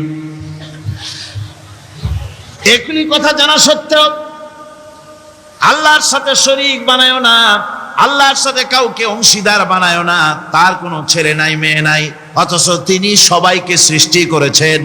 সুবহানাহু ওয়া তাআলা আম্মা ইয়াসিফুন। পবিত্রতা সেই আল্লাহ পাকের, এবং তিনি তার সম্পর্কে যে চিন্তা করে লোকেরা যা কিছু বলে, এর থেকে আল্লাহ পাক ঊর্ধ্বে। আল্লাহ সন্তান স্থাপন করে তারা বলে যে আল্লাহর ছেলে আছে। নাউযুবিল্লাহ। কোরআন শরীফে আল্লাহ পাক বলেছেন খ্রিস্টানের আল্লাহর ছেলে বানাইছে। ওয়াকালাতিন নাসারাল মাসীহ ইবনুল্লাহ। খ্রিস্টানেরা বলেছে মসিহ হচ্ছে আল্লাহর পুত্র। নাউযুবিল্লাহ। আবার ইহুদিরা তারা বসে থাকলো না, ইহুদিরা বলল ওয়াকালাতিল ইয়াহুদু উযাইরুন ইবনুল্লাহ। ইহুদিরা বলল উযাইর হচ্ছে আল্লাহর পুত্র। নাউযুবিল্লাহ। আবার আরেক শ্রেণীর লোক হলো, তারা বলল পৃথিবীতে যত মেয়ে আছে সমস্ত মেয়েগুলি হলো ফেরেশতাগুলি, সব মেয়ে, আর মেয়েগুলি সব আল্লাহ। নাউযুবিল্লাহি মিন যালিক। আল্লাহ রাব্বুল আলামিন প্রতিবাদ করলেন, আলাকুমুয যাকারু ওয়া লাহুল উনসা তিলকা ইযান কিসমাতুন দিজা। কে তোমরা সমস্ত পুত্র সন্তানগুলি নিজের জন্য নিয়ে নিলে, আর কন্যা সন্তানগুলি দিলে আমাকে, কেমন তোর ভাগ করলে এটা? আল্লাহ পাকের কোনো সন্তান নাই, আল্লাহ রাব্বুল আলামিনের কোনো সন্তান নাই, স্ত্রী নাই, পুত্র নাই, কেউ নাই। আল্লাহ পাক বলেন বাদিউস সামাওয়াতি ওয়াল আরদ, আসমান এবং জমিনের উদ্ভাবক হচ্ছেন তিনি। আন্না ইয়াকুনু লাহু ওয়ালাদুন ওয়া লাম তাকুন লাহু সাহিবা, তিনি তো, তার সন্তান হবে কি করে? তার তো জীবন সঙ্গিনী নাই, তার তো স্ত্রী নাই। আল্লাহ বলছেন আমার তো স্ত্রী নাই, অথচ তোমরা আমার সন্তান বানাচ্ছ। অথচ আমি সবকিছুকে সৃষ্টি করেছি, সবকিছুর স্রষ্টা কে? যালিকুমুল্লাহু রাব্বুকুম লা ইলাহা ইল্লা হুয়া খালিকু কুল্লি শাইইন ফা'বুদুহু ওয়া হুয়া আলা কুল্লি শাইইন কাদির। যালিকুমুল্লাহু রাব্বুকুম, তিনি, এই হচ্ছে তোমাদের আল্লাহ, তিনি তোমাদের রব, তিনি ছাড়া কেউ নাই, সব কিছুর স্রষ্টা তিনি, তারই ইবাদত করো। সব জিনিসের উপরে একমাত্র তিনি ক্ষমতা রাখেন, তার চাইতে ক্ষমতাশীল, ক্ষমতাধারী, শক্তিশালী পৃথিবীতে আর কেউ হতে পারে না। আমার বন্ধুগণ, আল্লাহ রাব্বুল আলামিনের শক্তি, তার ক্ষমতার কথা আল্লাহ পাক আরেকটি আয়াতের মধ্যে বলেছেন, যে আয়াতটা নামাজের পরে আমরা পড়ি। কি আয়াত কোন তো? বলতে পারবেন? প্রত্যেক নামাজের পরে পড়ি আয়াতুল কুরসি। আয়াতুল কুরসি এমন একটা আয়াত, এই আয়াতটি সম্পর্কে রাসূল করিম সাল্লাল্লাহু আলাইহি ওয়াসাল্লাম বলেছেন, ফরজ নামাজের পরে, প্রত্যেক ফরজ নামাজের পরে যে ব্যক্তি আয়াতুল কুরসি পড়বে, আল্লাহ রাব্বুল আলামিন কিয়ামতের দিন আল্লাহর তার প্রতি দায়িত্ব হবে একটাই, যে আল্লাহ পাক ওই ব্যক্তিকে জান্নাত দিয়ে দিবেন। সুবহানাল্লাহ। কেন? এই আয়াতের মধ্যে কি আছে? এই আয়াতে আছে আল্লাহ পাকের তাওহীদের কথা স্পষ্ট করে বলা হয়েছে। আল্লাহু লা ইলাহা ইল্লা হুয়াল হাইয়ুল কাইয়্যুম। পড়েন সবাই, আল্লাহু লা ইলাহা ইল্লা হুয়াল হাইয়ুল কাইয়্যুম। আল্লাহ তিনি, যিনি ছাড়া কোনো ইলাহ নাই, তিনি সদা জাগ্রত, তিনি চিরঞ্জীব। লা তাখুযুহু সিনাতুন ওয়ালা নাওম। আল্লাহ ঘুমায়, আল্লাহ তন্দ্রা যান, আল্লাহ জিমায়, আল্লাহর জিমানি নাই, আল্লাহর তন্দ্রা নাই, আল্লাহ ঘুমান না। সুবহানাল্লাহি ওয়া বিহামদিহি। অহরহ তার সামনে রয়েছে গোটা পৃথিবী, গোটা আকাশ জমিন, সমস্ত সৃষ্টি জগৎ তার সামনে। তিনি ঘুমান না, তার কোনো তন্দ্রা নাই, তার কোনো নিদ্রা নাই। আল্লাহ কোথায় আছে? আল্লাহ কোথায়? এটি আকীদার প্রশ্ন, এটি আকীদার প্রশ্ন। আপনাকে বুঝতে হবে, জানতে হবে আল্লাহ কোথায়। আল্লাহ পাক হচ্ছেন আলাল আরশি ইস্তাওয়া, আল্লাহ পাক আরশে আজিমে সদা সর্বত্র বিরাজিত। এ কথার অর্থ কি? এটার অর্থ হলো আল্লাহ পাকের ইলম মুহাইয়া করে রেখেছে গোটা সৃষ্টি জগৎকে, তার ইলমের ভিতরে রয়েছে সব। কথা বুঝতে পেরেছেন? যদি বলেন আল্লাহ সব জায়গায় আছে, তাহলে তো পানির মধ্যে, বাথরুমের মধ্যে, ঘরের মধ্যে, সব জায়গায় আল্লাহ পাককে থাকতে হয়। যে সব জায়গা অবাঞ্ছনীয়, অবান্তর জায়গা, সেসব জায়গায় আল্লাহকে থাকতে হয়। মূল কথা হচ্ছে আল্লাহ সব জায়গায় আছেন, তার অর্থ আল্লাহ পাক আরশের উপরে আছেন, আরশে ইস্তাওয়া, তিনি সর্বত্র বিরাজমান। এ কথার অর্থ হলো আল্লাহর ইলমে, আল্লাহর জ্ঞানের মধ্যে, আল্লাহর নজরের সামনে, আল্লাহর চোখের সামনে গোটা সৃষ্টি জগৎ রয়েছে। সুবহানাল্লাহি ওয়া বিহামদিহি। সুতরাং তার ঘুম নাই, তার নিদ্রা নাই, তার তন্দ্রা নাই। তাই বলে মাঝে মধ্যে খুব ক্লান্ত হন নাকি? না, ক্লান্তি তাকে স্পর্শ করে না। আল্লাহ পাক বলেন লাহু মা ফিস সামাওয়াতি ওয়া মা ফিল আরদ, আকাশ আর জমিন কার? মান যাল্লাযী ইয়াশফাউ ইনদাহু ইল্লা বিইذনিহি, আল্লাহ পাক বলছেন কে আছে এমন তার দরবারে তার অনুমতি ব্যতীত সুপারিশ করতে পারে এমন অধিকারও কারো নাই। কিয়ামতের দিন অনেকে মনে করে তো যে অনেক হুজুরদের কাছে মুরিদ হয়ে গেছি, আমারে আর পায় কেডা। কিয়ামতের দিন হুজুররা একজনে ধরবে এক হাত, আর এক হুজুরে ধরবে আর এক হাত, আর দুই হুজুরে ধরবে দুই ঠ্যাং, এরকম চ্যাংদোলা করে ফিকে মারবে, জান্নাতের বারান্দায় গিয়ে মামু বাড়ির মতো সব রিগো লাগাবো। এত সহজ না, এত সহজ নয়। আল্লাহ পাকের পারমিশন ছাড়া কোন পয়গম্বর আল্লাহর সামনে কথা বলতে সাহস পাবেন না। সুবহানাল্লাহ। আলেম পীর দরবেশ তো দূরের কথা, মান যাল্লাযী ইয়াশফাউ ইনদাহু ইল্লা বিইذনিহি, আল্লাহর পারমিশন ছাড়া কেউ কথা বলার সাহস পাবে না কিয়ামতের দিন আল্লাহর দরবারে। সুতরাং অন্যের উপরে নির্ভর করবেন না, যত বড় পীর হোক অন্যের উপরে নির্ভর করবেন না, নির্ভর করবেন আমলের উপরে। আমল কিসের উপরে? আমল। আমল তৈরি করতে হবে আর ভরসা করতে হবে রহমতের উপরে, আল্লাহর রহমত। কিসের উপরে? আল্লাহর রহমতের উপরে ভরসা করতে হবে। আমার ভাইয়েরা, আল্লাহ পাক বলেন ইয়ালামু মা বাইনা আইদিহিম ওয়া মা খালফাহুম, বান্দার অগ্রপশ্চাৎ সবই তিনি জানেন, বান্দার সামনে পেছনে ডানে বামে সব খবর তিনি রাখেন। ওয়ালা ইউহিতুনা বিশাইইম মিন ইলমিহি ইল্লা বিমা শাআ, আল্লাহর জ্ঞাত বিষয়সমূহের মধ্যে মানুষের কোনো অধিকার নাই আল্লাহর জানা বিষয়গুলি আয়ত্ত করে, এমন অধিকার কোনো মানুষের নাই।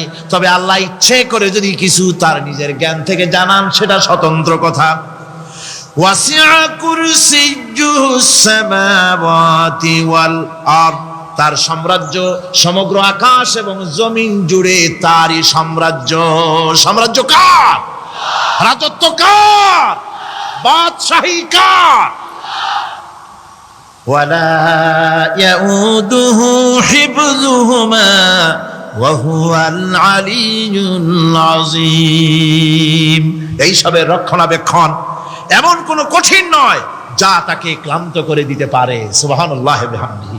আকাশ এবং জমিন, সমস্ত সৃষ্টি জগৎ, এগুলি এমন কোনো ব্যাপার না আল্লাহর কাছে যেগুলি সব কন্ট্রোল করতে গিয়ে তিনি ক্লান্ত হন, শ্রান্ত হন, বিশ্রাম নিতে হয় না। এগুলি কোনো ক্লান্তি শ্রান্তি আল্লাহ পাককে স্পর্শ করেন না। তিনি হচ্ছেন মহান, তিনি এক মহান সত্তা, মহান স্রষ্টা। আল্লাহর জ্ঞান এবং ক্ষমতা সর্বাধিক, সবচাইতে বেশি জ্ঞান এবং ক্ষমতা আল্লাহ সুবহানাহু ওয়া তাআলা, তার চাইতে বড় ক্ষমতা, তার চাইতে বেশি জ্ঞান আর কারো হতে পারে না। কোরআনে কারিমে আল্লাহর জ্ঞান এবং ক্ষমতা আর গুণাবলী সম্পর্কে আল্লাহ পাক বলছেন, এগুলি আমাদের জানা দরকার।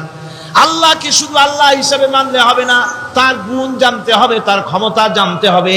আল্লাহর গুণ, আল্লাহকে বিশ্বাস করতে হবে তার গুণ সহকারে। আল্লাহর বিশ্বাস করবেন কি সহ? গুণ সহ। সাপকে ভয় করতে হবে তার বিষের জন্য, তার বিষ আছে, বিষ সহকারে ওকে ভয় করতে হবে। সাপকে বিষ সহকারে ভয় করতে হবে। বাঘকে আপনাকে আক্রমণ করতে পারে, সেই ভয় করে আপনাকে বিশ্বাস করতে হবে। আগ জ্বালাই দিতে ভয় করে, সেই বিশ্বাস করে ভয় করতে হবে। আল্লাহ রাব্বুল আলামিনকে বিশ্বাস করতে হবে তার গুণাবলী সহকারে। এমনি আল্লাহ আছেন এই কথাটুকুন বলাই যথেষ্ট নয়। কোরআনে কারীম বলছে, হুয়াল্লাহুল্লাযী লা ইলাহা ইল্লা হুয়া আলিমুল গায়বি ওয়াশ শাহাদাতি হুয়ার রাহমানুর রহিম, তিনি আল্লাহ, যিনি ছাড়া কোনো ইলাহ নাই, তিনি পরম দাতা, তিনি দয়ালু। আল্লাহর এভাবে বিশ্বাস করতে হবে। হুয়াল্লাহুল্লাযী লা ইলাহা ইল্লা হুয়াল মালিকুল কুদ্দুসুস সালামুল মুমিনুল মুহাইমিনুল আজিজুল জব্বারুল মুতাকাব্বির, তিনি বাদশা, তিনি আল্লাহ, যিনি ছাড়া কোনো ইলাহ নাই। তিনি বাদশা, তিনি মহান, তিনি পবিত্র, তিনি শান্তির ধারক, তিনি নিরাপত্তার আধার, রক্ষণাবেক্ষণকারী একমাত্র তিনি পরাক্রমশালী, সর্বজয়ী, তার উপরে কারো কোনো ক্ষমতা নাই। সুবহানাল্লাহি আম্মা ইউশরিকুন। আল্লাহ পাক পুত পবিত্র তারা যে সমস্ত জিনিস দিয়ে আল্লাহর সাথে শরীক স্থাপন করে। হুয়াল্লাহুল খালিকুল বারিউল মুসাউবিরু লাহুল আসমাউল হুসনা। তিনি আল্লাহ, যিনি সৃষ্টিকারী, যিনি পরিকল্পনাকারী, আকার আকৃতি রচনাকারী। তার অনেক সুন্দর সুন্দর নাম রয়েছে আল্লাহ পাকের। সুতরাং আপনারা মুনাজাত করার সময়, দোয়া করার সময়, আল্লাহ বাগদাদের ওসিলায় আমারে মাফ করো, খাজা বাবার ওসিলায় মাফ করো, আজমিরের ওসিলায় মাফ করো না, হারাম। মুসলমান বলবে আল্লাহ তোমার রহমান নামের ওসিলায় আমারে মাফ করো। সুবহানাল্লাহ পড়েন, জোরে কোন সুবহানাল্লাহ। আল্লাহ তোমার রহিম নামের ইজ্জতে আমাকে মাফ করো, তোমার জালালের ইজ্জতে আমাকে মাফ করো। তুমি গফুর, তুমি গফার, তুমি আল্লাহ, তোমার চাইতে বড় কেউ নাই। আল্লাহ তোমার ইজ্জত, তোমার শানের কসম, তোমার শানের ওসিলায় তুমি আমাকে মাফ করে দাও। তোমার শান, তোমার বরকত, তোমার রহমান নামের বরকতে আল্লাহ আমি গরিব মানুষ, আমারে পয়সা দাও, আমি ঋণগ্রস্ত, আমাকে ঋণ মুক্ত করে দাও। এইভাবে আল্লাহ পাকের, আল্লাহ বলেছেন আমার আসমাউল হুসনা, আমার সুন্দর সুন্দর নাম আছে, ফাদউ বিহা, আমার নাম সুন্দর সুন্দর নাম দিয়ে আমারে ডাকো। সুবহানাল্লাহ। কার নাম ধরে ডাকবেন? কার নাম ধরে ডাকবেন? খবরদার ভুল করবেন না, খবরদার ভুল করবেন না। আল্লাহকে দিয়ে ডাকুন, আল্লাহর কাছে বলুন সব কথা। কাকে বলবেন? ইউসাব্বিহু লাহু মা ফিস সামাওয়াতি ওয়া মা ফিল ইউসাব্বিহু লাহু মা ফিস সামাওয়াতি ওয়াল আরদ ওয়া হুয়াল আজিজুল হাকীম।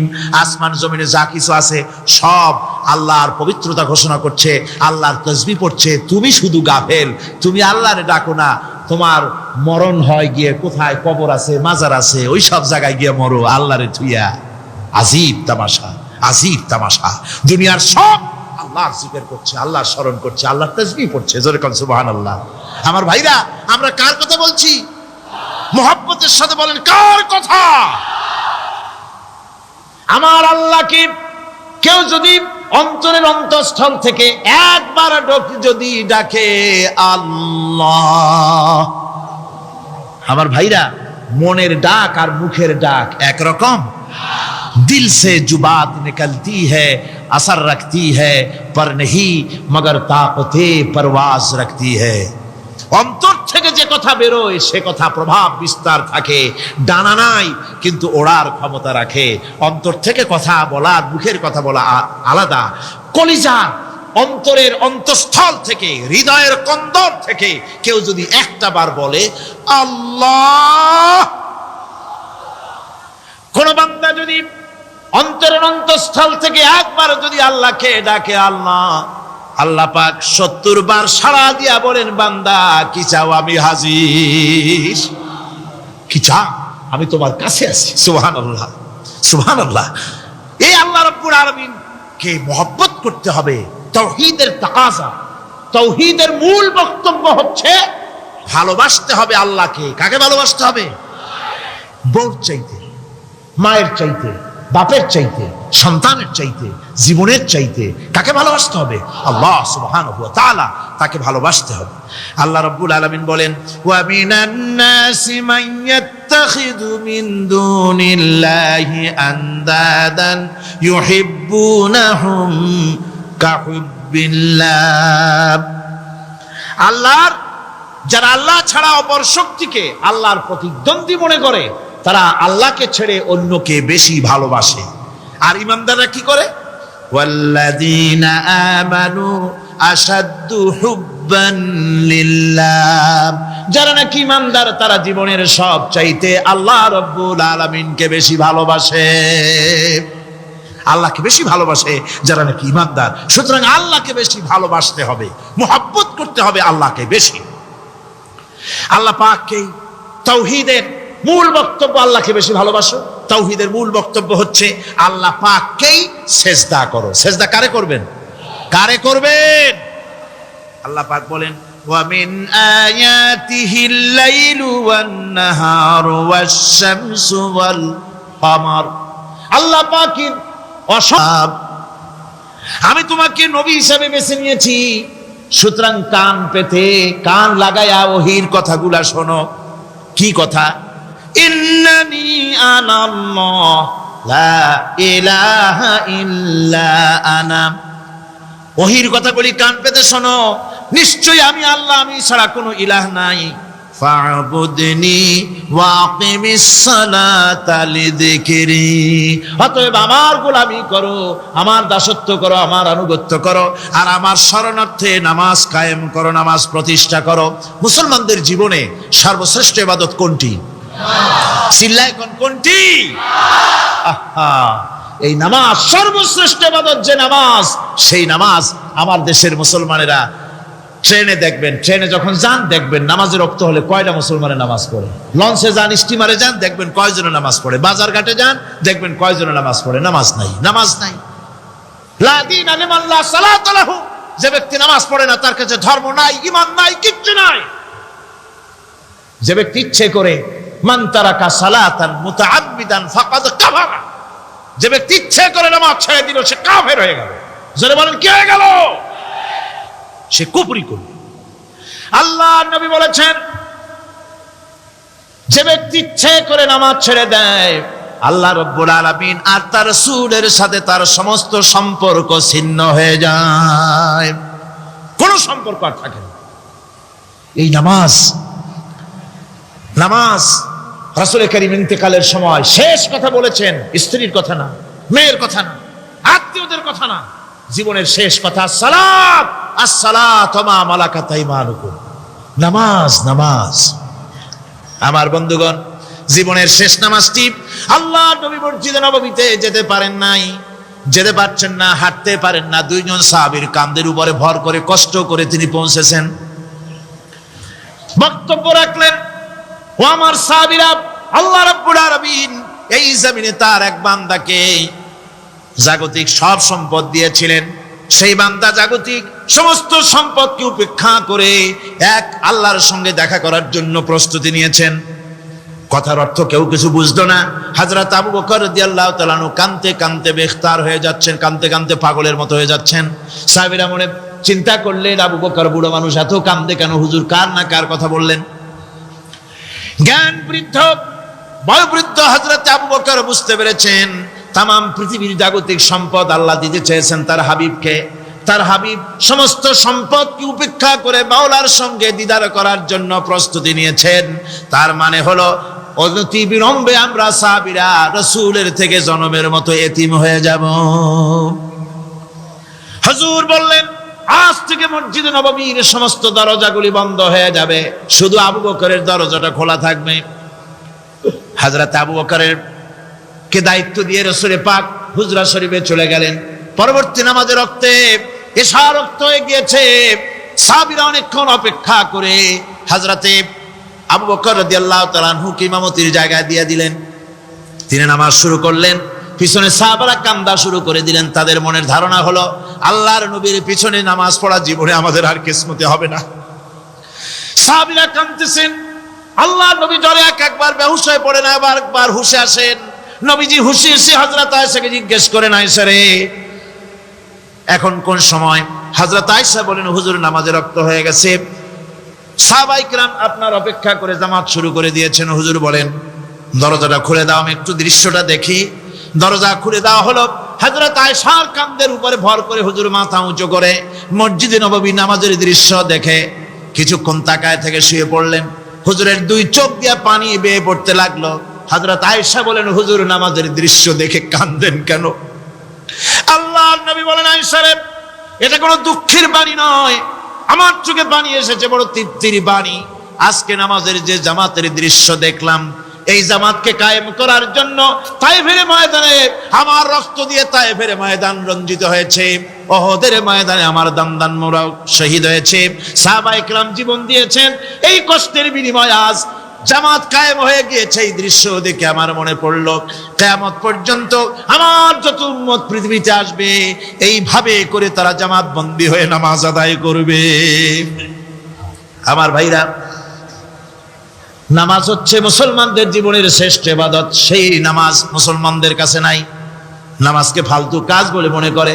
আমার বন্ধুগণ, নামাজ পড়বেন, নামাজ পড়বেন, নামাজ ছেড়ে দিবেন না। বলেন তো, শয়তান আল্লাহর কয়টা হুকুম ভেঙেছিল? ইবলিস কয়টা হুকুম ভেঙেছে?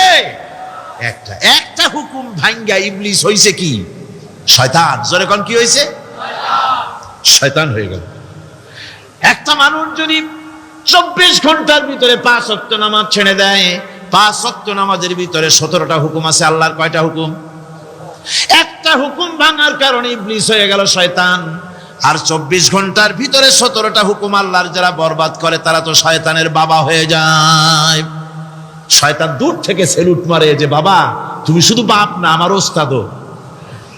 একটা হুকুম ভঙ্গ করে আমার এই দশা হইছে, আর তুমি 24 ঘন্টায় আল্লাহর 17টা করে হুকুম ভাঙ্গো। তুমি তো শয়তান না, শয়তানের চাইতেও বেকায়দা। জোরে কর নাউজুবিল্লাহ। নামাজের মধ্যে সেজদা দিবেন, মজা পাবেন। নামাজ মেশিনের মতো পড়বেন না, নামাজ পড়বেন মুহাব্বতের সাথে। আল্লাহর সামনে দাঁড়িয়েছেন, কার সামনে? মেশিনের মতো পড়বেন না, দায় সারা গোছের পড়বেন। আল্লাহর নবী বলেন, নামাজের ভিতরে যখন সেজদায় যাবে, সেজদা যখন দিবে, তখন মনে করবে তুমি যেন তোমার কপালকে আল্লাহ রাব্বুল আলামিনের কদম মোবারকের উপরে ছেড়ে দিয়েছ। নামাজ ছেড়ে দিবেন না। 5 ওয়াক্ত নামাজ আমার যুবক ভাইয়েরা, সর্বশ্রেণীর মুসলমান ভাইয়েরা 5 ওয়াক্ত নামাজ বা জামাত আদায় করবেন। রাজি আছেন? রাজি আছেন? কারা কারা রাজি দেখতে চাই? আলহামদুলিল্লাহ, হাত নামান। জোরে কোন আলহামদুলিল্লাহ, হাত নামান। এতদিন যে নামাজ পড়েন নাই, আল্লাহ যেন মাফ করে দেন। জোরে কোন আমিন। উমরি কাজা শুরু করে দিবেন। 5 ওয়াক্ত নামাজ সঠিকভাবে আদায় করবেন। তাওহীদের তাকাজা হচ্ছে নামাজকেও প্রতিষ্ঠা করতে হবে। তারপরে আল্লাহর আনুগত্যশীল হতে হবে। এগুলি হচ্ছে তাওহীদের তাকাজা, তাওহীদের কথা। আল্লাহ পাকের প্রতি এই মহব্বত নিয়ে আল্লাহর নামাজ, আল্লাহর রোজা ইত্যাদি সঠিকভাবে জীবনের সকল ক্ষেত্রে করতে হবে। আর সাহায্য চাইতে হবে কেবলমাত্র আল্লাহর কাছে। সাহায্যটা কার কাছে চাইবেন কোন তো? একটু মহব্বতের সাথে কোন। যদি কিছু দরকার হয় কার কাছে চাইবেন? আল্লাহ পাক বলছেন, নামাজে প্রত্যেক নামাজের ভিতরে আমরা বলি ইয়্যাকা না'বুদু ওয়া ইয়্যাকা নাস্তাঈন। পড়েন সবাই, ইয়্যাকা না'বুদু ওয়া ইয়্যাকা নাস্তাঈন। আল্লাহ, আমরা একমাত্র তোমার গোলাম। একমাত্র কার গোলাম? তোমার গোলাম। সাহায্য কার কাছে চাই? তুমি আল্লাহ, তোমার কাছেই সাহায্য চাই। প্রত্যেক নামাজে, প্রত্যেক রাকাতে সূরা ফাতিহার কথা আমরা বলি। আমার বন্ধুগণ, নামাজের মধ্যে কথা বলা সত্ত্বেও আমরা নামাজের ভিতরে আল্লাহ রাব্বুল আলামিনের কাছে সাহায্য চাই বলি, কিন্তু সাহায্যটা আল্লাহর কাছে চাই না। যখন ছেলে হয় না, বিবাহ করেছে 10 বছর হয়ে গেছে, সন্তান হয় না, খাজা বাবার কবরের কাছে গিয়া বলে, খাজা বাবা ছেলে নাই, একটা ছেলে দাও। জোরে কর নাউজুবিল্লাহ। আছে না এমন? বাজে বস্তান নাকি আছে না? হ্যাঁ, বাইজিদ বস্তান, আস্তানা। সেখানে যে গাছের সাথে ইট বাঁধতে থয়, ইট যেমন ভার হবে, মেয়ে লোকের পেটের মধ্যে ওরকম বাচ্চায় ভার হবে। নাউজুবিল্লাহ। কি আকীদা, কি খারাফাত! আস্তাগফিরুল্লাহুল আযীম। কোন মুসলমানের করা উচিত না ভাই, কোন মুসলমানের এমনটি কাজ করা উচিত না।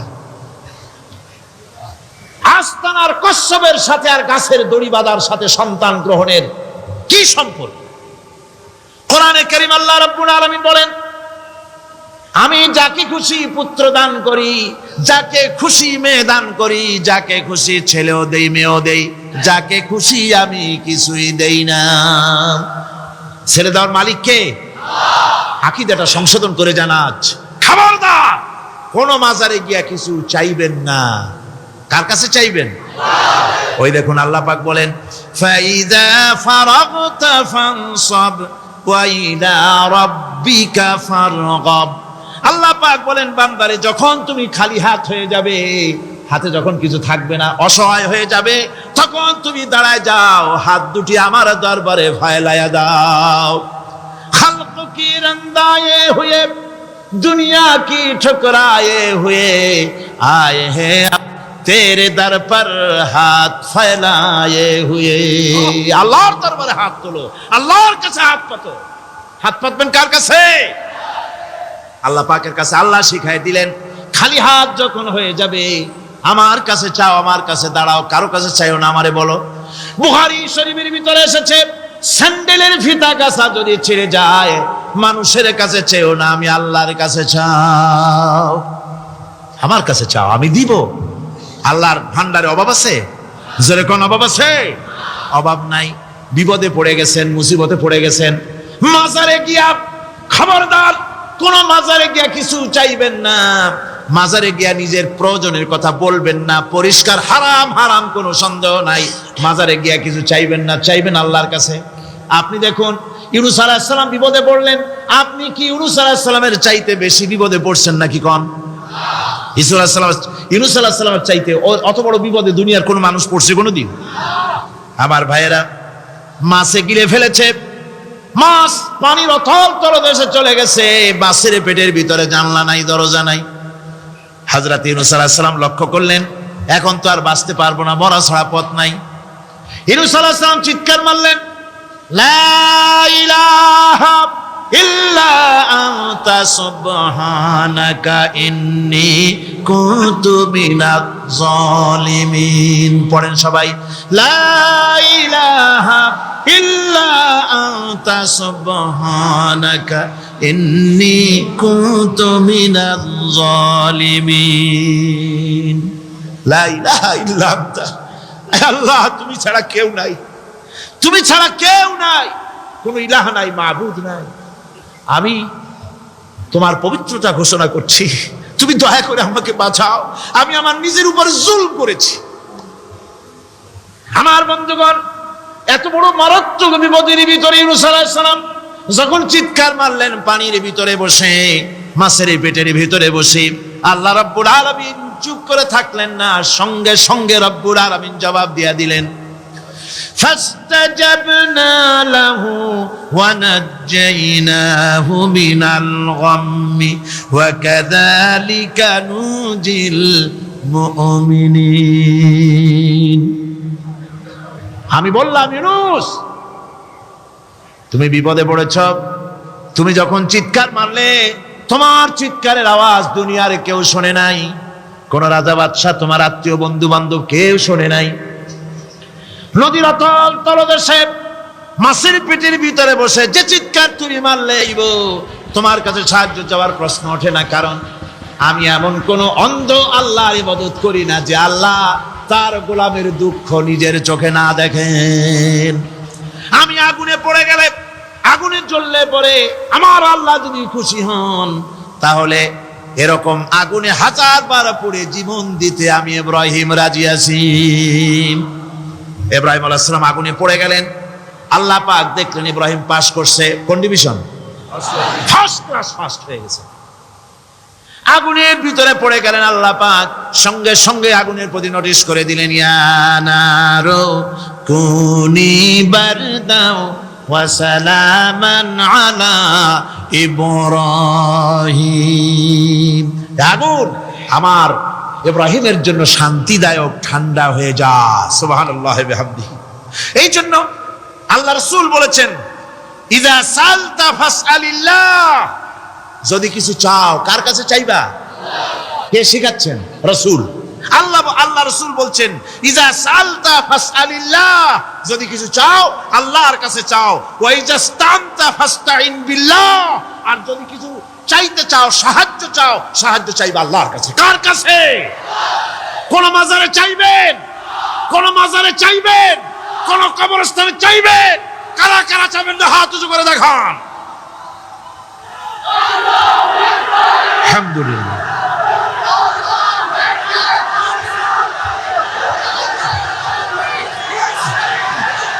আলহামদুলিল্লাহ। ও ভাই বসেন, বসেন। আমি তো দাঁড়াইতে কই নাই, দাঁড়ান কেন? এই তো শেষ করে দিচ্ছি। বিরক্ত হচ্ছেন নাকি? বিরক্ত হচ্ছেন? শেষ হয়ে এলো, একটুখানি জিকির করেন আল্লাহর। আল্লাহ আল্লাহ আল্লাহ আল্লাহ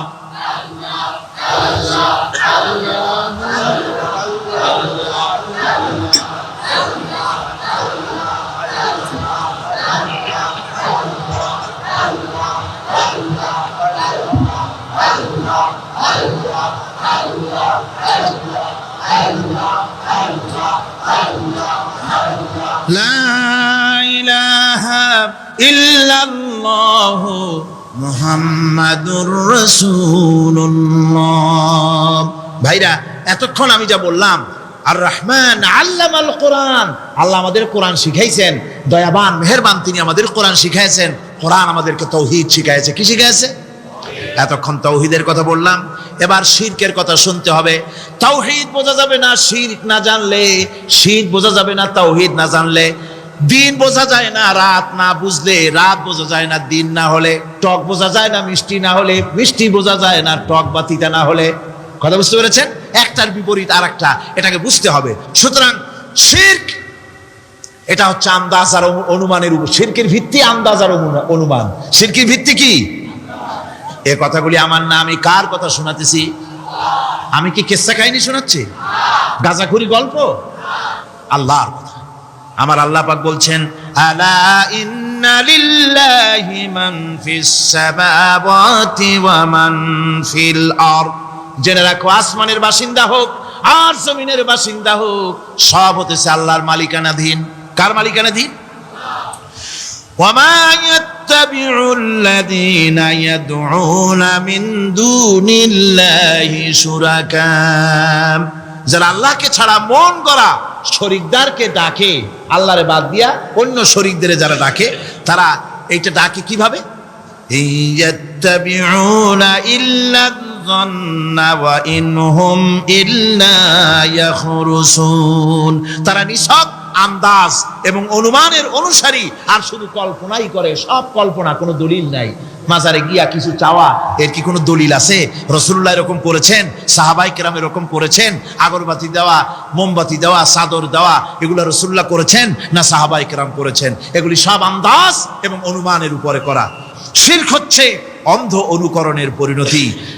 ওই দেখছি মা বাপ করেছে, মুরব্বীরা করেছে, তাই করে। আল্লাহ পাক বলছেন, যদি তাদের জিজ্ঞেস করে সব কাজ করো কেন তারা? রব্বুল আলামিন বলেন, হাউলাই মা ইয়াবুদুনা ইল্লা কামা ইয়াবুদু আবাউহুম মিন ক্বাবল। হে নবী, এরা সেই মিথ্যা খোদাদের ইবাদত করে। কেন করে? প্রশ্ন করা হলে তারা এই জন্যই করে যে তাদের বাপ দাদারই করতে দেখেছে, তাই বাপ দাদাদের অনুসরণ তারা করে, অনুকরণ করে, আন্দাজের উপরে, অনুমানের উপরে। তাদের কাছে কোনো দলিল নাই। এই শিরক থেকে ফিরে থাকার জন্য সূরা লোকমানের মধ্যে দেখুন, হযরতে লোকমান তিনি তার সন্তানকে ডেকে বলছেন, ইয়া বুনাইয়া ইয ক্বালা লুকমানু লিবনিহি ওয়া হুয়া ইয়াইদুহু ইয়া বুনাইয়া লা তুশরিক বিল্লাহ ইন্নাশ শিরকা লাযুলমুন আযীম। ইয়া বুনাইয়া, হে আমার নান্না মুন্না লাডলা, হে আমার কলিজার টুকরা সন্তান, ইয়া বুনাইয়া লা তুশরিক বিল্লাহ, খবরদার আল্লাহর সাথে শরীক স্থাপন করো না। ইন্নাশ শিরকা লাযুলমুন আযীম, শিরক হচ্ছে মস্ত বড় অপরাধ। যারা শিরক করে তারা অপমানিত্বের শেষ পর্যায়ে চলে যায়, তারা অপমানিত হয়। কিরকম?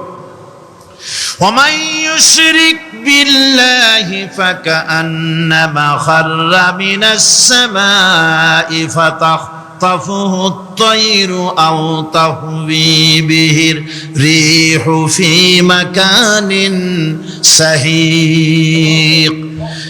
আল্লাহর সাথে যারা শিরক করে সেজন্য আকাশ থেকে পড়ে গেল। কার কথা এটা? যে ব্যক্তি শিরক করলো সেজন্য আকাশ থেকে পড়ে গেল, আর পাখি যেন তাকে মহাশূন্য থেকে ছো মেরে নিয়ে গেল, বাতাস যেন তাকে এক বিরাট প্রান্তর নিয়ে বিন্দু বিন্দু করে ছিন্ন ভিন্ন করে দিল। তার মানে হলো আকাশ থেকে পড়ে যাওয়ার অর্থ হলো তাওহীদের অবস্থান থেকে সরে যাওয়া। পাখিতে ছো মারার অর্থ হলো যখন সে শিরক করে তখন শয়তানের সে ফুটবল হয়ে যায়। শয়তানের কি হয়? শয়তানের ফুটবল হয়ে যায়। বাতাস উড়িয়ে নেওয়ার অর্থ হলো লালসা এবং নফসের প্রবৃত্তির ভিতরে লোকটি নিমজ্জিত হয়ে যায়। সুতরাং অপমান এবং লাঞ্ছনা পাওনা থাকে যারা শিরক করে তাদের জন্য। আল্লাহ শিরকের ব্যাপারে একটা দৃষ্টান্ত দিচ্ছেন। আল্লাহ পাক কোরআন শরীফে অনেক দৃষ্টান্ত দিয়েছেন। দৃষ্টান্ত দিলে লোকেরা বোঝে ভালো, ঠিক কিনা কোন? আল্লাহ পাক দৃষ্টান্ত দিচ্ছেন, ইয়া আইয়ুহান নাসু দুরিবা মাসালুন ফাসতাবিউ লাহু ইন্নাল্লাযীনা তাদউনা মিন দুনিল্লাহি লা ইয়াখলুকু যুবাবান ওয়ালাউ ইসতামাউ লাহু। আল্লাহ পাক বলেন, হে মানব সকল, আমি আল্লাহ একটা দৃষ্টান্ত দিতেছি, তোমরা শোনো। সুবহানাল্লাহ। আল্লাহ পাক বলছেন, আমি একটা দৃষ্টান্ত দেই, তোমরা শোনো। ফাসতামিউ লাহু, কান পাতা ভালো করে শোনো আমার দৃষ্টান্তটা। আমি আল্লাহর বাদ দিয়ে যারা অন্যদেরকে ডাকে প্রয়োজন পুরাবার জন্য, সন্তান পাওয়ার জন্য, স্বাস্থ্য ভালো হওয়ার জন্য, ঋণ মুক্ত হওয়ার জন্য, ইবাদত করার নিয়ত নিয়ে আমারে বাদ দিয়ে তারা যারা ডাকে, যাদেরকে ডাকা হলো, ওরা তো মাছির মতো একটা প্রাণীও বানাইতে পারে না। ছোট্ট একটা মাছিও বানাইতে পারে? জোরে বলেন, পারে? মাছির মতো প্রাণী বানানো তো দূরের কথা, ওয়াইয়াসলুবুহুম যুবাবু শাইআ লা ইস্তানকিযুহু মিনহু যাউফাত তালিব ওয়াল মাতলুব।